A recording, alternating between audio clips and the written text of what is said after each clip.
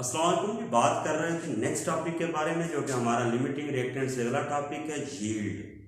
तो समझते हैं कि यील्ड क्या होगा और उसके बारे में हमें क्या इंफॉर्मेशन मिलती है। तो बिस्मिल्लाह करते हैं, यील्ड के बारे में पढ़ते हैं। तो जो टॉपिक का नाम है वो हमें बहुत कुछ बता रहा है। तो देखते हैं कि यील्ड क्या है। यील्ड का मतलब होता है पैदावार। अगर हम यील्ड की उर्दू में हम मीनिंग देखते हैं तो यील्ड का मतलब होता है पैदावार, मतलब किसी चीज की प्रोडक्शन जो है। अच्छा, अब ना the amount of the product obtained in reaction is called yield. अब केमिस्ट्री में हम ये कहेंगे कि कोई भी रिएक्शन जब होता है तो उसमें जो अमाउंट ऑफ प्रोडक्ट हमें मिल रही होती है दैट इज कॉल्ड यील्ड। तो इसकी छोटी सी डेफिनेशन हम करते हैं, तो जरा देखिएगा क्या कहता है। The amount of product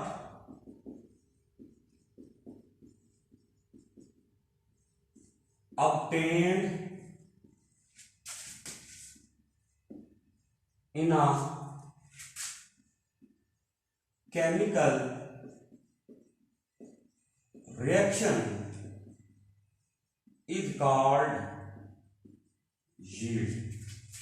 The amount of the product obtained in a chemical reaction is called yield. किसी भी केमिकल रिएक्शन के अंदर से जो हमें प्रोडक्शन मिलती है प्रोडक्ट की, that is called yield, that is our पैदावार, उसको हम पैदावार कहेंगे। अब हम टाइप्स की बात करते हैं, तो इसकी टाइप्स की बात करें तो इसकी जनरली दो टाइप्स हैं। अगर हम टाइप्स की बात करते हैं तो एक हमारे पास होती है एक्चुअल यील्ड,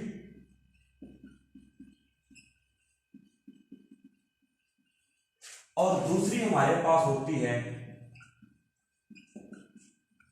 थ्योरेटिकल यील्ड।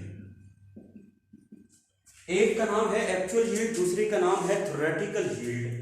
अब पहले इस लफ्ज को समझते हैं। एक्चुअल का मतलब क्या है और थ्योरेटिकल का मतलब क्या है। मैं आपको एक एग्जांपल देता हूं। एक किसान है जिसने फसल को काश्त करना है, और फसल काश्त करने से पहले वो अपने घर में अपनी जगह पर लेटा हुआ है, और लेटते हुए ये सोचता है कि इस दफा जो फसल की काश्त होगी तो मैं घर में बैठा है पंखे के नीचे आराम से सो रहे, और ख्यालों में ये सोच रहा है कि इस दफा जो फसल की काश्त होगी तो मैंने जो फसल काश्त करनी है उसको टाइम पे काश्त करना है, उसकी बीज भी टाइम पर करना है, बोना है, उसकी हल भी टाइम पे चलाने हैं, उसके अंदर जड़ी बूटियों का स्प्रे भी टाइम पे करना है, टाइम पे काटना है, टाइम पे गोदाम से लेकर और उनको बेचना है। इस दफा उसके ख्याल में उसका नजरिया, उसकी सोच थ्योरेटिकल जो है उसकी क्या कहती है कि इस दफा जो पैदावार होगी वो कितनी होती है, 65 मन फी एकड़। अब ये उसका जो जेहन में चल रही हैं बातें, कैलकुलेशन चल रही हैं, वो ये है कि 65 मन फी एकड़ इस दफा मैंने पैदावार उठानी है। अब बात करते हैं एक्चुअल की। अब एक्चुअल काम करने का वक्त आ गया, अब एक्चुअली काम करना है, अब उसने रियलिटी में काम करना है। अब पहली बात, उसने फसल को टाइम पर काश्त नहीं किया, टाइम पे बीज नहीं बोया, टाइम पे हल नहीं चलाया, उसने जड़ी बूटियों का स्प्रे नहीं किया, फसल खराब होती रही, उसको परवाह कोई नहीं थी। अब ये सारी बातें थी। जब टाइम आया काश्त करने का तो टाइम भी काश्त ना की, जब काटने का वक्त आया तो टाइम पर ना काटी। इन सारी रीजंस की वजह से हुआ क्या कि उसकी पैदावार कम हो गई। जब कम हो गई तो वो कितनी रह गई, वो रह गई 65 की बजाय वो रह गई 25 मन फी एकड़ रह गई। कि एक एकड़ में से, एक पैली में से, एक किले में से 25 मन उसको पैदावार मिली।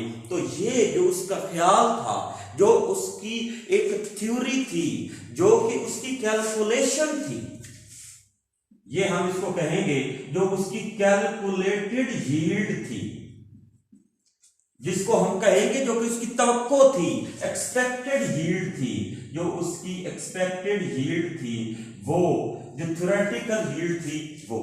और ये वाली एक्चुअल यील्ड है उसकी एक्सपेरिमेंटल यील्ड है, जो कि उसने बाकायदा एक्सपेरिमेंट से की है, तो ये कहलाती है एक्सपेरिमेंटल यील्ड। तो पहली बात आपने किसान की समझी। अब हम यहां पर इनकी डेफिनेशन करते हैं कि जो एक्चुअल आपको अमाउंट ऑफ प्रोडक्ट मिलेगी वो आपकी होगी एक्चुअल यील्ड। और जो आप सिंपल वर्कआउट करेंगे, सिंपल मतलब मैं आपको कहता हूं कि जाएं लैब, मैं कहता हूं कि एक रिएक्शन है H2 plus O2 gives us H2O, ये एक रिएक्शन है H2 plus O2 gives us H2O। आपको कहता हूं जाकर इस पर वर्क करें। आप देखते हैं, आप पहले कॉपी पर बैलेंस केमिकल इक्वेशन बनाते हैं, ये 2 कर देते हैं, ये 2 कर देते हैं, आप कहते हैं कि इसके इतने ग्राम लें, इसके इतने ग्राम लें, इसके 4 ग्राम, इसके 32 ग्राम, तो इसके 36 ग्राम बन जाएंगे। अब आपने जो बैलेंस केमिकल इक्वेशन का क्लास में बैठकर वर्क किया है वो है आपकी थ्योरेटिकल यील्ड, वो है आपकी एक्सपेक्टेड यील्ड, वो है आपकी कैलकुलेटेड यील्ड, और वो है आपकी मैक्सिमम यील्ड। अब आप लैब के अंदर जाते हैं, हकीकत के अंदर एक्चुअल जाते हैं, वहां पर जाकर हाइड्रोजन और ऑक्सीजन को मिलाते हैं तो आपका प्रोडक्ट 36 ग्राम कभी भी नहीं बनेगा, वो उससे हमेशा कम बनेगा, वो है आपकी एक्चुअल यील्ड। तो अब यहां पर लिखते हैं, तो इसकी डेफिनेशन लिखते हैं, क्या कहता है, the amount of product, the amount of product obtained, हासिल होती है, कहां से, in an actual chemical reaction is called actual yield. जो आपको amount of product actual chemical reaction से मिलेगी वो होगी एक्चुअल यील्ड। अब थ्योरेटिकल की बात करते हैं, तो थ्योरेटिकल में क्या कहता है, the amount of the product, the amount of product obtained, हासिल होती है, the amount of the product obtained by balanced chemical equation is called theoretical yield।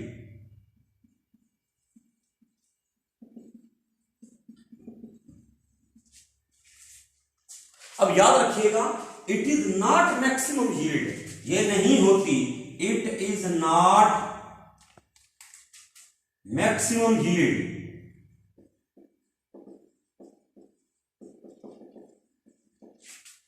But theoretical yield is maximum yield. ये वाली जो यील्ड होती है it is maximum yield.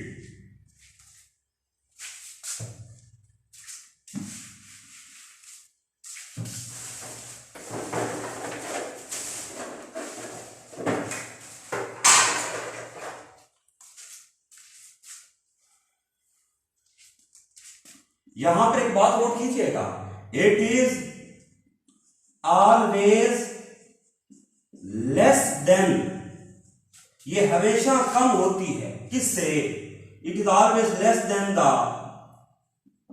Theoretical yield, ये theoretical yield से हमेशा क्या होती है, कम होती है। और it is always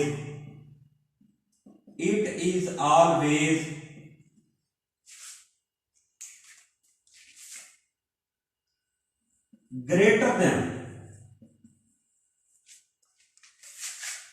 actual yield। तो ये हमने इसकी डेफिनेशन की है। तो amount of product obtained in an actual chemical reaction is called actual yield। The amount of product obtained by balanced chemical equation is called theoretical yield। और it is a maximum yield, it is not maximum yield, it is maximum yield, it is always less than theoretical yield, it is always greater than actual yield। तो यहीं से हमारा दूसरा short question arise होता है कि ये क्यों हो रहा है, ये ऐसा क्यों हो रहा है कि एक्चुअल यील्ड कम है और थ्योरेटिकल यील्ड ज्यादा है। तो यही हमारा क्वेश्चन है। तो यहां पर हम लिखेंगे why actual yield is always less than theoretical yield. Actual yield theoretical yield से कम क्यों होती है? एक्चुअल यील्ड थ्योरेटिकल यील्ड से कम क्यों होती है, या थ्योरेटिकल यील्ड एक्चुअल यील्ड से ज्यादा क्यों होती है? तो जरा नोट कीजिएगा। पहली बात, जो काम बंदा कर रहा था, वो केमिस्ट जो काम कर रहा था, वो ना तजर्बेकार था, उसको काम का नहीं पता था, वो इनएक्सपीरियंस्ड था। तो सबसे पहली जो बात हम करेंगे वो यही होगी, इनएक्सपीरियंस्ड वर्कर, ना तजर्बेकार वर्कर था। दूसरी चीज ये हुआ क्या, कोई साइड रिएक्शन हो गए, जिसमें साइड रिएक्शन हो गए, जो चीज बनाना चाह रहे थे वो नहीं बनी, उसके अलावा कुछ बन गई। तीसरी चीज, साइड रिएक्शन के अलावा रिवर्सिबल रिएक्शन, यहां पर कुछ रिवर्सिबल रिएक्शन क्या हो गए, वो आ गए, रिएक्टेंट से प्रोडक्ट और प्रोडक्ट से वापस रिएक्टेंट बन गए। और चौथी चीज, कुछ यहां पर इंप्योरिटीज आ गई।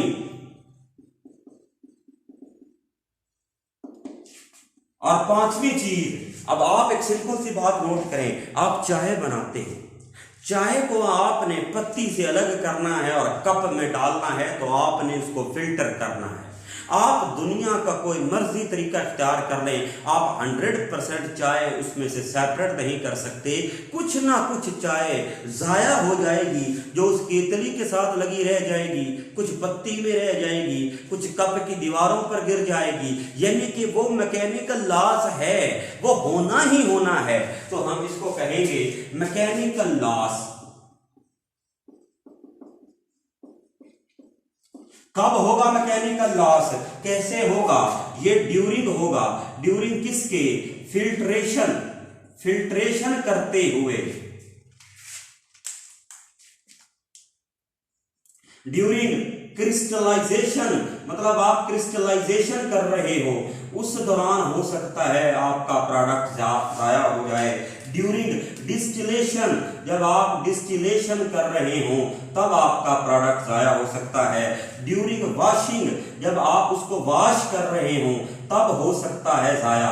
और चौथा आपके पास है ड्राइंग, जब आप उसको क्या कर रहे हो, खुश्क कर रहे हो, तब हो सकता है। तो ये सारी वो वजूहात हैं जो कि हमें बताएंगी कि हमारा प्रोडक्ट जाया क्यों हुआ, हमारा प्रोडक्चुअल यील्ड कम और थ्योरेटिकल यील्ड ज्यादा क्यों है। सबसे पहली रीजन हमारे पास है इनएक्सपीरियंस वर्कर है, दूसरी रिवर्सिबल साइड रिएक्शन है, कुछ साइड रिएक्शन हो सकता है, तीसरी रिवर्सिबल रिएक्शन है, चौथी इंप्योरिटीज हैं, पांचवी मैकेनिकल लॉस है during filtration, separation, distillation, crystallization, vaporization, और इस दौरान वॉशिंग, ड्राइंग के दौरान हमारा प्रोडक्ट गाया हो जाता है। अब क्वेश्चन ये है कि आपने कोई रिएक्शन किया और आपको उसकी एफिशिएंसी का कैसे पता चलेगा, तो आपको पता चलेगा उसकी परसेंटेज यील्ड से। तो अब हम बात करते हैं परसेंटेज यील्ड की। तो यहां पर परसेंटेज यील्ड हम करेंगे, तो बेटा जी हमारे पास हो गया परसेंटेज यील्ड। परसेंटेज यील्ड क्या होती है, हमेशा परसेंट निकालना हो, थोड़ी चीज ऊपर ज्यादा चीज नीचे, मल्टीप्लाई बाय 100। थ्योरेटिकल ज्यादा है इसलिए बटे में नीचे आएगा, तो यहां पर हम लिखेंगे थ्योरेटिकल यील्ड, ऊपर हम लिखेंगे एक्चुअल यील्ड, यहां पर हम लिखेंगे एक्चुअल यील्ड। तो ये हमारे पास आ गया एक्चुअल यील्ड, और यहां पर हम लिखेंगे मल्टीप्लाई बाय 100, तो ये 100 आ गया। तो percentage yield is equal to actual yield over theoretical yield multiply by 100। इस परसेंटेज यील्ड का फायदा क्या है, it tells us about the efficiency of the reaction, efficiency of reaction, ये रिएक्शन की एफिशिएंसी बताती है। जितनी परसेंटेज यील्ड ज्यादा होगी, परसेंटेज यील्ड जितनी ज्यादा होगी, एफिशिएंसी ऑफ रिएक्शन उतनी ही ज्यादा होगी। Efficiency of a reaction, efficiency of a reaction उतना ही क्या होगी, ज्यादा होगी। परसेंटेज यील्ड जितनी ज्यादा एफिशिएंसी ऑफ अ रिएक्शन क्या होगी, उतनी ही ज्यादा होगी। तो ये 2-3 बातें हैं। व्हाट इज परसेंटेज यील्ड पूछा जा सकता है। How can we calculate the efficiency of reaction, ये पूछा जा सकता है। एक्चुअल यील्ड और थ्योरेटिकल यील्ड का फर्क पूछा जा सकता है। Why actual yield is always less than theoretical yield, ये पूछा जा सकता है। तो यहां पर हमारा ये चैप्टर, फर्स्ट चैप्टर कंप्लीट होता है। अल्हम्दुलिल्लाह हमारा ये टॉपिक कंप्लीट होता है। यहां पर किसी भी किस्म का कोई क्वेश्चन को बात करना चाहते हैं तो आप कमेंट्स बॉक्स में जरूर पूछिए। लाइक किया करें, शेयर किया करें, दोस्तों के साथ शेयर किया करें, सब्सक्राइब किया करें। अल्लाह हाफिज, अपना ख्याल रखिएगा।